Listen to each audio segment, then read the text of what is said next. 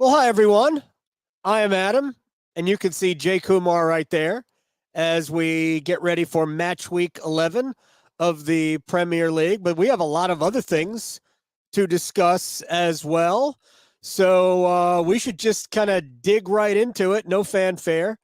Um, I was going to start with the Manchester Derby, but I'm not sure we shouldn't start with what happened today to Manchester United at Old Trafford for the second consecutive match at home. They concede 3 goals. They were non-competitive against Newcastle today. My son is distraught over it. He is done. And I'm really not sure. Even Eric Ten Hag said we're in a bad place right now. Um, they're as much of a mess as they were at any point, not last year, because last year they had a good year, but 2 years ago. This is, I don't know where they go from here, Yeah, Jay.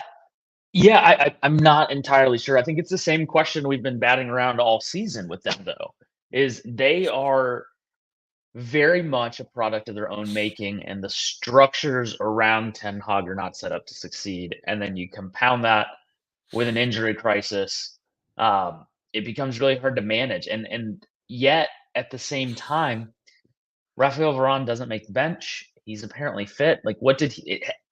There are clearly things happening at that club that we do not know about. Yeah. And it's unfortunate to a certain degree, but it's also really funny. And Tactics. It was um, tactics. That's why Varane didn't yeah, make the bench. He was in the team against City, but right. didn't play. That So was a why weird was he in lineup the team? too. Because he was injured and he had been injured for a while. So I understand why he wouldn't play, but he was in the team and didn't play. Well, and I also think I think your best players need to be your best players, but you also need to let them be your best players by playing them where they're supposed to be played. I think Bruno Fernandez. People are going to talk about his antics. People are going to talk about his Right. attitude. He's a great player. Yeah. Yet you're putting him out on a wing where he gets no service and can't do the thing that he is very good at, which is creating and scoring goals. Through the middle, he is a problem. He gets on the end of moves. Yeah. He can help facilitate transitions through the middle, and this commitment to playing him wide right in the league is just not a smart move by Ten Hag. I think that is probably more than starting Maguire and Evans. You can argue that you had no choice with Martinez and Varane hurt, and maybe we don't know Varane's full fitness status. Maybe he was only available for 30 minutes. Right. You need to start the game. This is always it does you no good to start the game with players you don't know can go 90. Right. And that's the thing that I think fans sometimes lose sight of is But he didn't even play 30. He didn't play right. one. He didn't So play, and I also think at a certain point he at that game, you're not going to put Varane on to go chase goals. Like you needed to do something else. And so I think what we've got to remember is if you start the game, your starting 11 needs to be able to go, every player on there needs to be able to go 90 minutes because you don't know where an right. injury or a vulnerability will appear. So if a player isn't fit enough to go 90, you can put him on the bench and maybe bring him on if the game state allows it. The City game Hmm. didn't allow it. And I do wonder if this midweek game, with an eye towards he's not going to be fit, let's just save him for the Oh, weekend. that's I, I, that's I still fine. don't think I still don't think I still think he should have at least made the bench. Gives me a lot of questions as to where he was, but I think Uh, the entire situation there is very confusing. I feel for the fans mainly because a lot of this is systemic from the top of the club down, and they are not okay. in a position where they are structurally set up to be successful. The Glazers owned United last year too, so, and they Yep. finished top four. Um, so yes, there's more questions because they've been in the process of trying to find new ownership or at least partial ownership, and I think Sir Jim Ratcliffe's going to take over at least the football operations at some point soon. But they went into the Derby with a back line of Lindelof playing outside back. I can't even. Right. With Evans and Maguire through the middle and Dallo on the right. I think Dallo was playing on the. It doesn't make a difference at this point. That's a championship back line. It's a championship back line. McGuire's played well, right? But on top of that, they had Christian Eriksen, who really is somebody you bring on in the last 20 minutes if we have to create a goal. And I understand what you're saying about Bruno Fernandes, but he's a great player, and I agree. He's actually my favorite player on United. I love watching him play. I actually dig the attitude and the antics that he plays with. Maybe not becoming of a captain, but as a player, I love him. I don't care where he plays. Right. Right. I don't care where he plays. I don't care if he plays center back. I mean, he does nothing. He's doing nothing. So even if he's playing out of position, I mean, you have to have some other impact on the game, and it's a fluid sport. So, I mean, I watch enough to know where, like, this guy was on the right before. What is he doing on the left? And then he goes back to the right because it's such a fluid game. So, certainly. I wonder if Bruno's kind of checked out on Eric. Maybe. I don't think so. I mean, he gave him the captaincy. I think they do have a good relationship. He speaks positively about Ten Hag. I think there's nothing that suggests, up until the City game, he has been working hard. He has been going up and down. Like, he has been a very reliable defender for that team as well. And so I don't think there's any issues from that perspective when I watch him play. But I do think it is very easy to mark him out of a game, particularly when he's isolated on a wing. You can just cut service off to him and then force him to pull into different slots on the field. The big thing is with City, they are so structurally compact and just assured in their shape that if Bruno goes chasing the ball, they're going to go and exploit that. Even if he is a right winger, that left back that's sitting there defending him will push up and score a goal, or will push up and create something. Because at the same time, you had Gvardiol, Bernardo Silva, and Jack Grealish running up against Dallo, Eriksen, and Bruno. Yeah. And Gvardiol doesn't even push up and create offense. He's just basically a center back playing left back. There's nowhere for anybody to go. What they do is they step Stones up into the midfield and then let Gvardiol slide to the middle and have three at the back with Diaz and Walker. But Walker can push up and Rodri can drop in. So it's very fluid. But I think it is easy to single him out as the captain and kind of nitpick on him. But I think the issues they're facing are deeper. And I think the comments around style of play and what is Ten Hag trying to do are valid at this point. Last year, what is their style? They did have. I don't know. I are think they a counter-attacking team? Well, so I think he opened the season wanting to play. I mean, Onana, the signings, it seems like they wanted to play out from the back, play more possession, push the field up. Last year, they sat deep, defended, and countered. It was very effective. It got them to third place. But that's its ceiling. And I think he thought, okay, now that we've established that base, we can step up and start playing a little bit more. The reality is, I think he was not anticipating the injuries, and I don't think he has embedded a philosophy through it. I don't want to make this just a comparison to Arsenal, but if you look at that first season of Mikel Arteta, yeah, they defended and countered some, but they also started the principles of playing out of the back with Bernd Leno, who was not capable of doing that. But they said, we're going to do this every single time. There's a great clip going around of Tim Cahill speaking after a United Arsenal game a couple years ago that he basically is telling Roy Keane, like, no, they know why they lost in terms of Arsenal, because they know what they're doing and they have a system and a way of playing. They know where they need to improve. They know what they need to be doing in order to get to the next phase of the project. That's where I'm stuck with United. What is the next phase of this project? Where do they need to improve? You can single out players for sure. Oh, we need better center backs. We need a holding midfielder. We need this. But until you isolate where the deficiencies are in your buildup, where the deficiencies are in the style of play you're trying to implement, you're not going to necessarily be able to find the right 6 or find the right 8 or find the right center back. Because do you need somebody that is going to step into midfield like a John Stones, or do you want somebody more that's a stay-at-home center back that gives you a platform to build off like Gabrielle? So it's just a question of style and consistency. And unfortunately, Ten Hag hasn't done enough to really give anyone confidence that they have one yet. No, I mean they have two. They have two sixes, Amrabat and Casemiro. And Casemiro wasn't any good today, and he hasn't really been good all year. Amrabat's an age cliff. Could be. I mean, it happened fast because I thought he was a very, very solid six last year. Yeah. Yeah. But Amrabat's been playing some at left back. Look, I know they miss Luke Shaw. There's no doubt about that. And Wan-Bissaka was in the team and came on in the second half.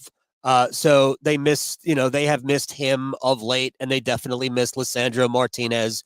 But they have plenty of players on this team. Mason Mount, why did they get him again? Look, I've never been a huge Mason Mount fan, but he's obviously a good player. So why exactly did they buy Mason Mount in the offseason? Do they have any clue how to use him? I don't know. The signings and the way they're trying to deploy players, Mason Mount was not a need. They had Bruno. No. They have Eriksen as a backup there. What they really needed was more of a deep lying playmaker, maybe an Amrabat that they could have come in sooner. Sold McTominay, sold Maguire for 65 million. Go get some upgrades there. I think there are players that are there to be had and would welcome a chance to come play at United. They just don't have anybody that can make decisions and galvanize that club in a direction. One thing, you look at Pep's comments after the game about the CEO, the sporting director, and me are all in alignment. Right. You look at Liverpool, Klopp came in and was a force of nature and basically molded the club in his image and really gets to create some alignment and unity around his style of play and his philosophy. You look at what Newcastle have done, they've taken more of a city approach. They've really built a structure around Eddie Howe that allows him to go and do really great work with a group of players that you look on paper should not be achieving at the level they are, but they are doing a great job. And they're slowly and steadily adding the right type of a competent 11 that can go challenge for big honors in a few years. Yep, even without Tonali. Yeah. Arsenal, similar situation. Mikel Arteta got in there and created a culture around the club that really followed his lead and took note from him. And now you see the alignment from the academy to Arteta to Edu to Josh Kroenke. And there's a way of wanting to do this work and way of wanting to play that allows them to be successful. Ten Hag does not seem to have the people skills to galvanize those above him to move in any sort of direction. And that's maybe, you say he's rude, some say he's Dutch. Who knows? Dutch, right? But I think it's just not working. It's very the Dutch are traditionally very matter of fact, right? There's not they seem humorless. They're not, but it's just they're very matter of fact. Right. So we've done 13 or so minutes. Let's spend 90 seconds trying to find out where Marcus Rashford has gone. It's not just disturbing that he has one goal. It's disturbing that his XG, non-penalty, and he hasn't attempted a penalty, so it's the same. Sure. His XG is under 4, and we are 10 matches into the season. What did he score last year? 25? I mean, he was an elite player. And one thing about Marcus Rashford, I mean, he's a great player. He had a wonderful goal against Arsenal this year. I think he does really good work. But even last year, he scored in bunches. Yeah. And so I do think he's somebody that just needs to see the ball hit the back of the net, and then he'll go on a little bit of a run, get 8, 9 but he's goals not even threatening. Games. It's not that he's not scoring. It's that he's not threatening to score. I think that's a whole team issue. Like, the team is not threatening to score. They took 13 shots today. 2 of them hit the target. Right.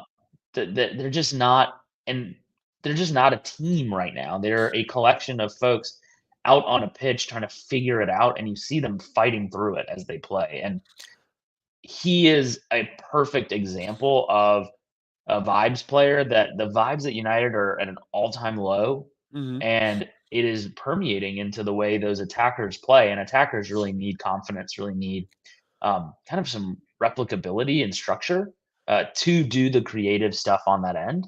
And they just have nothing behind him right now. That structure, that their play is absent.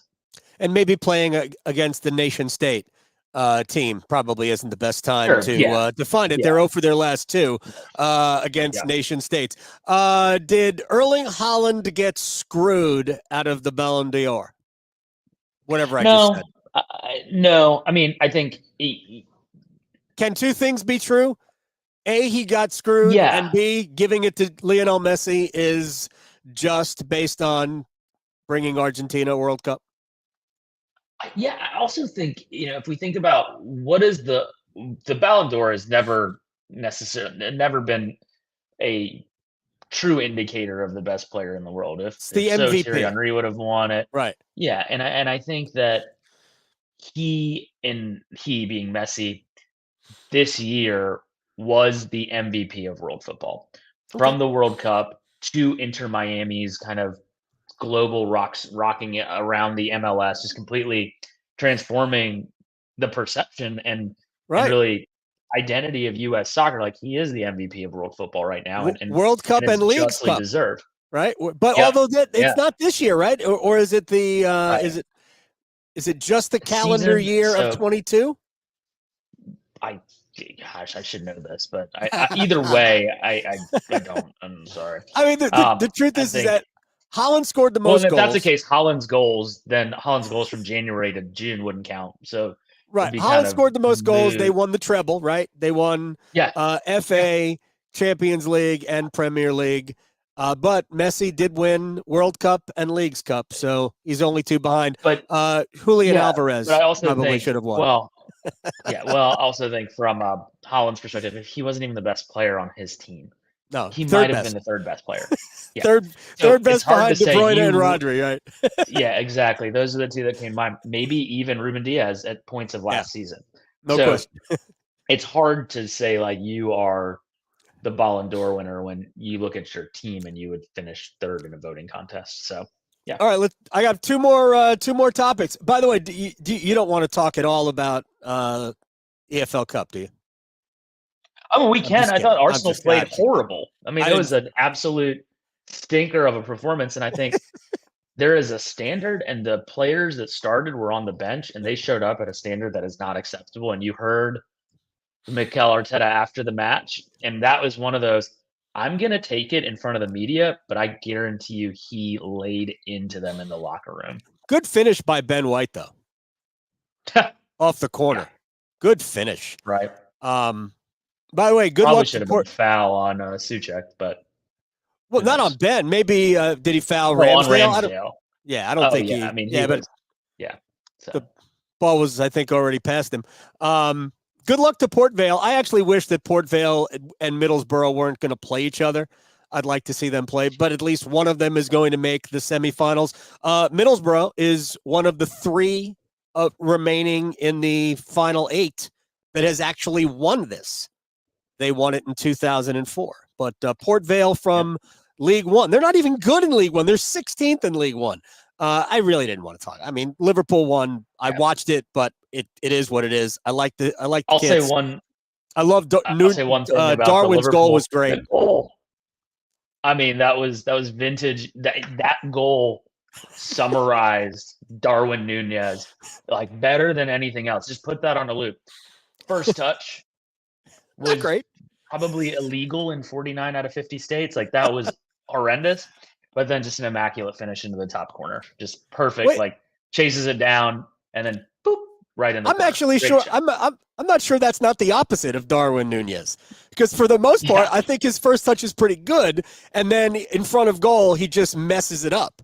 But maybe, I don't know. So I think he's had a great year.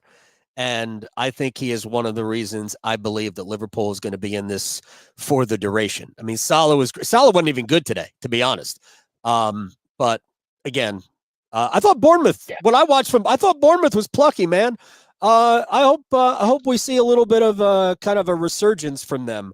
over the course Sure. of the next 75% Couple of weeks. the season. Yeah. I mean, who knows? I don't even who do they have? Bournemouth is. It's going to go well for them at City. Yeah, that's going to be fun. One more. Let's get to top four. So we all agree that City, Arsenal, and Liverpool are the top three.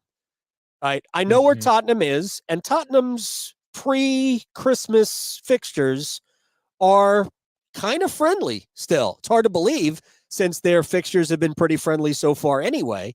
But their fixtures are still kind of friendly, at least in terms of home and away. All of their away matches have been against the bottom for the most part, except for the match against Arsenal. Right. And they've played more away matches than home matches. But where do you see Tottenham, Villa? I guess Newcastle and Brighton are 5 points behind Villa, but how do you see that fourth spot shaping up?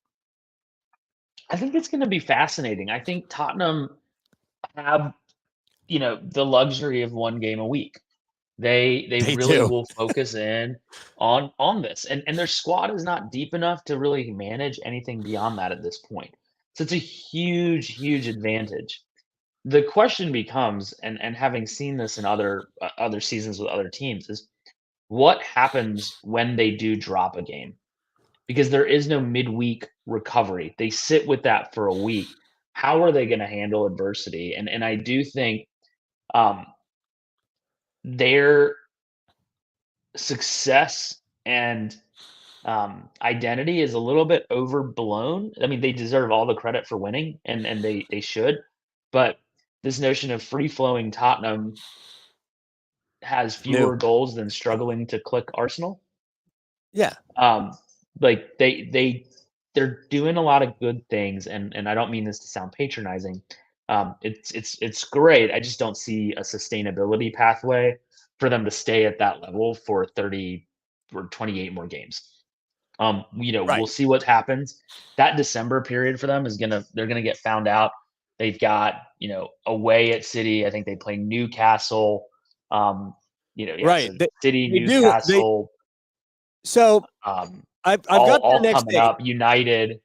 So that's a gimme. I think they don't have United until I think they've already played United. Yeah, they don't have United until after. I don't know who they play Boxing Day. I have everything up till the 23rd. I mean, Chelsea this week, I guess it's the Monday Night Football match. They're at City, and they're probably not going to do well there. They are home to Newcastle. So, but their road, they're at Wolves. No Neto, I'm guessing. I assume that hamstring injury is going to keep him out for a while. At Forest, but they're home against Villa. That might be the most critical match, maybe even more critical for Villa than it is for Tottenham, considering that Villa right now is 4 points off Tottenham, and it is in North London. So, that's a match that Villa probably needs something out of.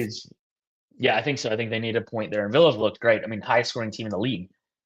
26 goals this year. Just they're playing phenomenal football right now. So yeah, they're a ton of fun. Got to credit, like we talked about the other day, Unai Emery. I mean, just completely transforming his approach to the game to make them a more front-footed team that can play at a higher level. I mean, it's just impressive to see what he has done in the turnaround and the transformation, not only in Villa, but in his game and his managerial style. The other thing I'll say about Tottenham, which is going to be hard for them, and this is just a reality, Arsenal will face the same problem, as will Chelsea, is for whatever reason, the southern teams, the London teams, struggle going up north in the winter. And it becomes the game slows down. You've got the fixture congestion in the winter. So how do Tottenham handle that? And then now that we've got You're saying Tottenham's soft? games, I'm saying that it's a struggle that it's not unique to Tottenham. London teams are will be soft. Interesting. Yeah, a little bit. I think it's a little bit just mentality, and it's just kind of like it's a perception, right? It means more. I don't know. Kind of in that part of the country there. That said, I think they're going to be in it. I think that of the three you named, Tottenham, Villa, Newcastle, I'd probably New- give Tottenham the edge. Newcastle and Brighton are now right now? they're 5 points off Villa right now. But I'm not There's sure a anybody lot beyond them of- is going to be a player. No, I don't think so. But I think, of those three, I'd probably give Tottenham the slight edge just because points in the bag are a lot better than 26 points to come. Yep. And it's a nice platform to build off of. But I don't really see any three of those come in. And there's going to be 6-point matchups between the three of them that are really going to determine it. And then how do Tottenham do at Liverpool? How do Tottenham do at City? How do they do later in the season playing Arsenal? Those games, they've got a lot of tough games coming up. We'll see if Liverpool plays with more than 9 men against Tottenham. All right, one more quick issue. They played 4 games this year with less than 10, or less than 11. I don't know. I don't know what it was. No, they have 4 red cards, 3 games with less than the regulation. Gotcha. That's fine. It happens. One quick thing, and then we'll pick games. And by the way, congratulations to you, Jay, for destroying last week. And you have overtaken and put a considerable margin in between you and me. I am now comfortably in second place. Are you psyched for another Winter World Cup in 2034 as FIFA has completely sold out to Saudi Arabia?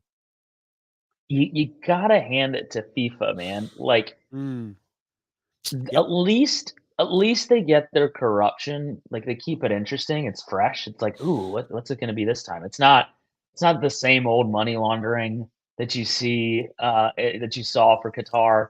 We're gonna do it differently. We're gonna create an opportunity where there are 3 hosts for 2030, 3 continents.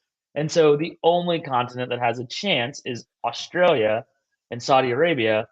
And then Australia pulls out. So, yeah, I guess, FIFA threw them.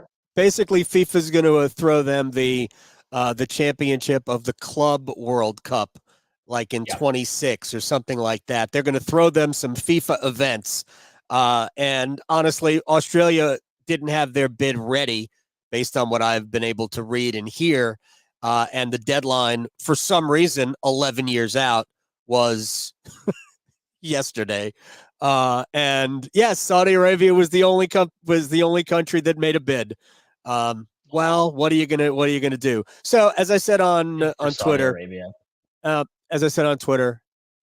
every time FIFA pretends that they give a damn about equality or inclusion or anything that the game is supposed to represent, just laugh, because it's a lie. It's just a lie. Saudi Arabia is Saudi Arabia. I mean, it is what it is. The World Cup at Qatar or Qatar, wherever you want to call it. I mean, I enjoyed watching it. I had a good time watching it. There were some issues for people who went and for sponsorships, Budweiser, all that. But ultimately, the football was fun, and Messi won, so that was good. Right. But we talked about it. I mean, there's a way to cover it properly while also appreciating the sport, and we're gonna have to do that again in 11 years, and so it'll be. And FIFA doesn't care. They also don't care about the players. Oh, seriously, absolutely not. And because we talked about this. Go ahead. I mean, it's the issue, and yet you choose to do the same thing yet again, because it's about money. And at the end of the day, that is what drives their decisions. They are a business, and they are going to make those decisions for themselves financially, and we as fans have to deal with the consequences, and the players have to deal with the physical ramifications of it. And we are seeing this year the uptick in injuries. We will see that in 2035, and we'll just be like, oh well, they'll never do it again, right? No, they will. No, they will have awarded something else at a juncture that is not necessary. So we have to have a World Cup in November and December, right? Hey, it worked once, so that's what it is. So. I mean, nobody necessarily died. Actually, you know what? I apologize for even saying it. Right. We know that plenty did in the building and then lead up to that. Well, yes. So. Well, also Anyway, yes to the esteemed Grant Wall. yeah. It was a shame, but yeah. Can I? I've said this to you, and I said it to Chris Mhm. Whittingham because I've had plenty of conversations with him. People who remember the Grant Wall podcast, Whitty was the producer of it, and he basically they Mhm. talked Premier League for the first 20 minutes of every podcast.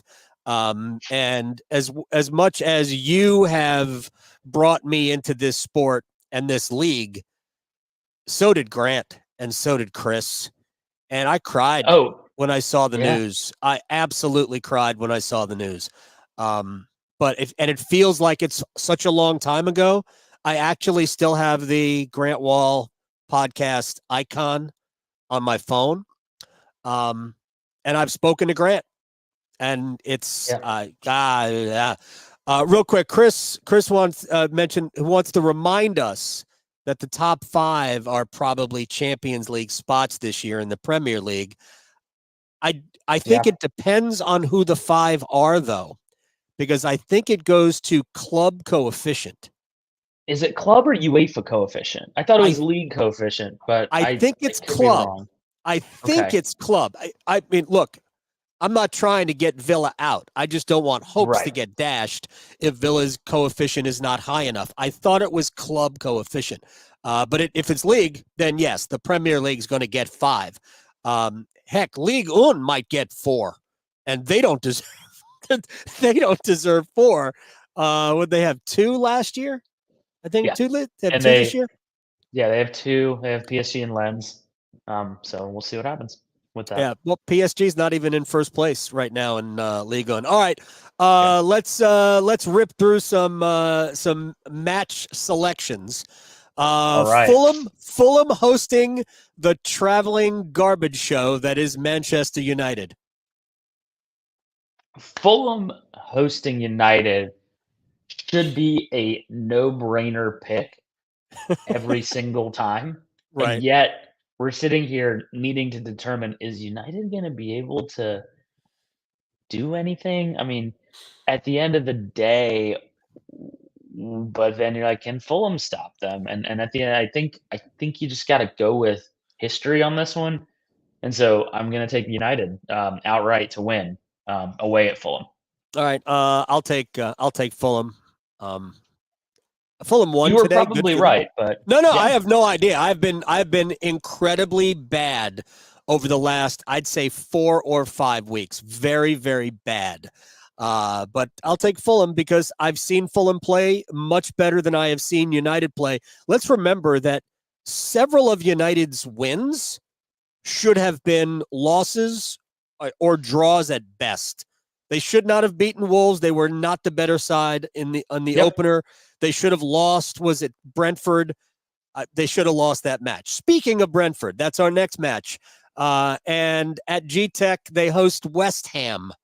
Who you got? By the way, this is a match where when two sides who like to sit deep and counterattack play each other, what happens?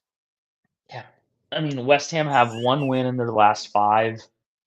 They're trending in the completely wrong direction, and yet they just put 3 past Arsenal to advance, and they played a strong side today, and hopefully that is a sign of things to come. But I think this game's gonna be pretty boring, like you mentioned. I would predict probably a draw here. Yeah. I also have a draw. I also have I want to pick West Ham, but I am going to go for a draw here as well. Crystal Palace, who I believe, I don't know how they have. What do they have? 12 points. I have not seen them do anything but draw matches or lose all year. I don't know how they have 12. I guess they played 10 matches, so maybe they won a couple and have drawn or lost all the others. Anyway, they are at Burnley. I mean, I think this one's kind of a no-brainer as well. As much as Burnley are not a Premier League side, they dominated the Championship, but have not been able to translate that form into the Premier League. So I think Palace win this, even though they're on the road. I have a draw. There. Rock fight. Brighton at Everton. Speaking of playing well, if Everton doesn't get docked 12 points, they might end up in this in what we're watching now, they could end up in the top half of the league. I mean, they certainly can, and Goodison's a tough place to go play. Yeah. Also, it's pretty laughable that after everything, Everton will be the team that gets docked points for financial fair play. Oh, yes. No question about it. Yeah. Everton are the NC State, so it makes sense that they would be made the example of. So I get it. But I still like Brighton. I think Goodison's going to be a tough place for them to go snatch 3 points. Yep. But I see them doing it. I think they are. Their form has been erratic. They've not won in 5 games. I think they've had. I think it's 2 been bad. losses and 2 Therefore, draws. I think erratic is being kind to Brighton right now. But I still think they create more than Everton, and that'll just give them enough chances to win the game. And I don't see Everton having the capability of scoring more than 1. So I think that's why I think Brighton will pull this one out. I've got this as a draw. I think it's a given. Dominic Calvert-Lewin is going to score. And Everton's in the quarterfinals. Everton Fulham, by the way. Talk about rock fights. All right, we're all going to take City. We don't have to pick City versus Bournemouth. But how many goals will Erling Haaland score? So he still doesn't have De Bruyne, so that will limit his ability to score 6. But I mean, he could easily have 4. I'll take 2. I'll take 2 for Haaland, but yes, no De Bruyne, so it'll be tough to score 6. Sheffield at home to Wolves. This is like picking City for me. I'm not picking Sheffield the rest of the year. I'm going to say that every week. Okay. And so I'm taking Wolves straight up. My wife's a Wolves fan because Robert Plant is a Wolves fan, and she would leave me tomorrow if Robert Plant knocked on the front door. Sheffield's going to get their first one. I'll take Sheffield. This is a stupid week for me, but wow. I'm going to take Sheffield. Here's this is the weird thing. I actually think Sheffield has something. I think they've got some decent players. Not decent player. They've got some good players. I know they got absolutely whacked by Newcastle. But I don't know. I think, and Wolves without Neto, I think, is a big deal. And I'm assuming that Neto will not play. I mean, that is going to be, no, it certainly didn't. But I mean, they gave up 8, gave up 5 to Arsenal. Right. Those are That'll big happen. scores, but outside of that, they've been in most of their games. Yeah. 2-1 against City, 2-1. I mean, most of their losses are 2-1 or 1-0, and so I hear you on that. They're better than Luton, and Luton has a win. Yep, they will. I think they'll beat Luton when that game comes, but I'm still mad at them for what they did at Spurs, and so I will continue to pick against them. Okay, that's fair. I appreciate holding a grudge. All right, Arsenal, Newcastle. I'm going to go first here. I'll let you kind of think about who you're going to select here. I'm not sure which Newcastle we're going. We saw a different Newcastle. We saw a good Newcastle today, and they didn't dress. They didn't put out their best 11. They kind of toned it down a little bit. I think Newcastle can be very, very difficult to play against. The match that Liverpool went up there and won with 10 men, that was a freak. That was a fluke. Liverpool was good to stay in it, and I think Newcastle, that was the first time I saw Eddie Howe completely blow a game, because I think I lay that on him. They sat back and played. After Almiron's first half attempt was saved by Alisson, one of the better saves of the year, I think Newcastle played to win the game 1-0, and they sat back, which is, I mean, I'm not saying they don't ever sit back, but they were very passive the rest of the way, and Liverpool had opportunities, and then Darwin Nunez was the lightning bolt out of the sky. Probably, to be honest, I think it may have changed Liverpool's season, because I think it brought Nunez in. But right. I like Newcastle in this match, but I think it's going to be an absolute freaking classic. I think this is going to be a great match, and I like Newcastle 2-1. I think that's a smart pick. heart and mind kind of fighting on this one, but a few things that really stand out to me as I think about this.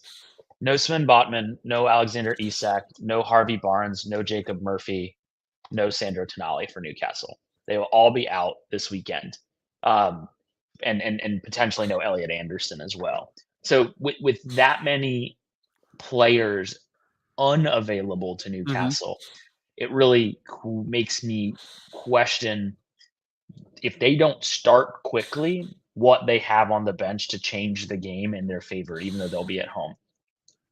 St. James Park is a really, really tough place to go play. 2 years ago, Arsenal went up to St. James Park needing a win to secure top four. They got absolutely destroyed physically and just outplayed in that game. It wasn't like a total beating, but it was a outclassing on the pitch. That was a significant moment in the development of this younger Arsenal crew, and has been a point of pride to not let that happen again. So I do think there is some intrinsic motivation going up to Newcastle. Eddie Nketiah has still not scored an away goal, which is problematic, and it worries me right now with Jesus out till December now. That he is going 3 times a week. We need somebody, whether it's Havertz, whether it's Martinelli, just to spell him and keep him fresh. But coming off a hat trick, I think coming off the disappointing performance today, Arsenal will be a much more focused side, and the players that are on the bench saw the standard drop, and I think they're going to be the ones that are selected will have a point to prove to go out there and reestablish kind of this is what we're about. This is one of those indicators of where the season could go. And right now, I still think Arsenal are the better team overall, even with Smith Rowe and Jesus out. So I think Arsenal win this. I think it's going to be edgy to start, but I think they probably win this like 2-0 when it's all said and done. So yeah, I'm going to take Arsenal on this one. That would be a tough blow for Newcastle trying to. Man, it's a pretty big gap right now, 17 to 23 for top 4, and City, Arsenal, Liverpool. Liverpool's run of fixtures here, other than their away match, the Saturday at dawn, right out of the next international break. That's the only match that, if you looked at it, that Liverpool, could lose or even should lose, or should drop points. Forget about losing. Liverpool shouldn't drop any points in their other, I think, 6 matches other than the game at City. All right, Nottingham Forest home to Chris's favorite side, Aston Villa. Yeah, I think Villa wins this pretty comfortably. I think they are in a good run of form and will score freely, continuing their assault at the top four slots. I think Villa will continue to put pressure. I ultimately don't think they'll get there, but I think they should be really proud of what they've done, and why not go win a trophy this year, whether it be the FA or League Cup. They can win the League Cup, absolutely. I like Villa, but I don't think it's going to be easy. I think Forest just makes you play. I don't know what they do. They make you grind it out. And good for Steve Cooper. They've got some solid players. Yeah, they have 1,000. They're like mini Chelsea. So. Yeah, they've got a gigantic team, and they I don't know how many players they bought in the last when the summer, but since they bumped up, I mean, like 15. Yeah, they just But, by the way, they probably I wouldn't be surprised to see a goalkeeper switch. The kid they got from coming, right? Greece, I think so. It has not been a good. It has not been a good year for Evan Turner. I just made up a guy, Matt Turner. Evan Turner actually played at Ohio State. Heck of a basketball player. Basketball player, yeah. Luton home to Liverpool. Should we just pick Liverpool and move on? Yeah, I think that's a good plan. Again, I wouldn't be surprised if Luton even scored the first goal, because that happens a lot to Liverpool. But I think Liverpool will get 2 or 3. And I'm just looking forward to watching a match on Tessie's backyard. Tottenham home to Chelsea on Monday Night Football. Is this where Tottenham loses their first match of the season? I think so. I've been pretty consistent Really? in picking. I think so. I've been pretty consistent in picking Tottenham throughout the season, but I like the way Chelsea play right now, even if they're not getting the goals necessary at the top end of the pitch. But their style of play and what they've got in the way Cucurella is playing at He's playing very well. right back, or Yep. he's playing Left back. remarkably well.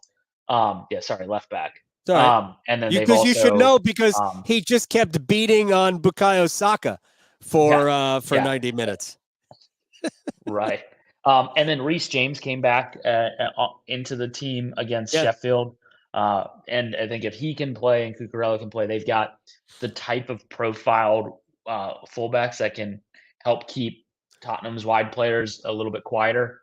And then when you take those two players out, it definitely bodes well. I think Caicedo is a solid 6 and will continue to create or create transition turnovers for them like he did against us. And I don't know. Maybe just a vibes pick, but I've picked Tottenham quite a bit this year, and I just think Chelsea did just enough to nick it on the road. I would love to see that. Not that I ever want Chelsea to win, but I would like Tottenham to be to finally lose a match. Because I feel like they've kind of gotten a little lucky. But I do feel like, but I do feel that even though I think this stretch for Tottenham is pretty favorable, it'll turn. And I don't see Tottenham as better than the other 3. And I'm not sure I see Tottenham even as better than Villa. So, but I mean, Villa also could be basically on a heater at this point. But I think Villa's got a ton of very, very good players. By the way, before we end this, does Moses Caicedo look like a £115 million player to you? Absolutely not. No. Okay. And part of it, does Mudryk, does Enzo Fernandez look like the most expensive player in world football? Like, no. I mean, the answer to these questions is no. But it's what Chelsea do. And honestly, I think the reality of what Chelsea have done, it's almost kind of inoculating those players from the pressure of the price tag. Right. Because it's just there's so many of them on those price tags. It's not like the way a club record signing is not the way Pepe was treated at Arsenal as a £72 million man, and needing to live up to that price tag that he never really did, or similarly to other players. Darwin Nunez, I think, gets some of that in terms of his price tag and his output, but I think he's going to come good. So I think no, none of those players at Chelsea are probably worth that price tag. Those 3 that I named, Mudryk, Enzo, and Caicedo. But that doesn't mean they're not good players, and it doesn't mean that they're not set up well for success under Pochettino. All right, that was fun. That's Jay. I'm Adam. Thanks for hanging out. I appreciate you. I appreciate the people who hung out and just sampled this. We try to do it on Wednesdays. Who knows? I mean, we don't have another international break for what, 3 weeks? Let's keep it going. Something like that. All right, Jay. Good luck to Gunners up at St. James Park. The Reds. The Reds who are wearing white and green today. And by the way, you and I differ on this. Arsenal can throw those, whatever those uniforms were, they could throw those right in the trash. Oh, yeah. In the trash. The green and blue ones are the classic ones. I like those. I should have worn those. My gosh, I can't take those. Anyway, thanks, man. I'll talk to you later. All right, have a good one. Good night, everyone.